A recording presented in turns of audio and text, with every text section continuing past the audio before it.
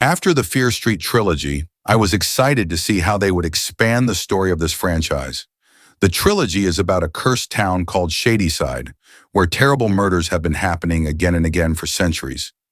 A group of teenagers discover that all these murders are connected to an old curse linked to a woman named Sarah Foer, who was accused of witchcraft in 1666. Each film in the trilogy shows a different time period, explaining how the curse affects the town through generations. This new movie has no real connection to the trilogy, other than using the same town name and saying that the town is cursed and makes people go crazy.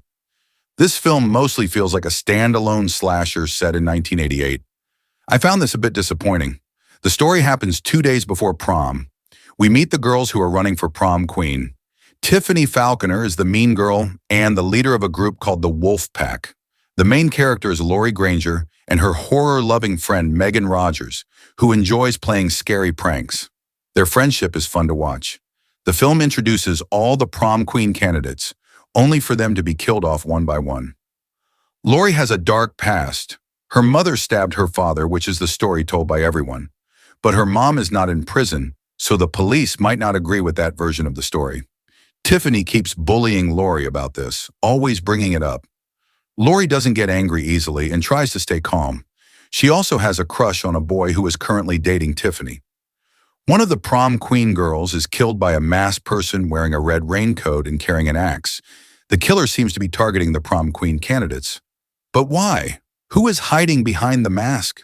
Then prom night comes, and the prom queen contestants keep leaving the main hall, which makes it easier for the killer to catch and kill them. Again, the characters introduced earlier are mostly there just to be killed, and I didn't feel connected to them. The kills are very bloody. The movie keeps you guessing about who the killer might be. Could it be the school janitor? Or maybe a teacher? But the final reveal wasn't very surprising. The film also had a few moments that made me laugh, even though the comedy was probably not on purpose. In one scene, the killer cuts off both of a victim's hands, but the person still tries to open the door with no hands.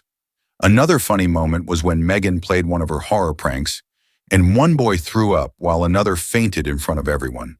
The kills themselves are quite gory, with lots of blood and violence. Slasher fans might appreciate the brutal kills, but for me, the characters weren't developed enough to care much about who was dying. Most of them felt like they were there just to be killed. As the film reaches its final act, Laurie is forced to fight back. She becomes the final girl, and her life depends on stopping the killer. It's the most intense part of the movie, but even then, the film doesn't take any real risks. It follows the typical slasher formula and doesn't offer anything fresh or surprising. Since the movie is set in 1988, it features some famous 80s songs like Never Gonna Give You Up and White Wedding. In the end, Fear Street, Prom Queen is a simple, bloody teen horror movie that plays it too safe. It doesn't expand the Fear Street universe in any meaningful way and misses the chance to do something special. It had a few entertaining moments, but overall, it felt forgettable.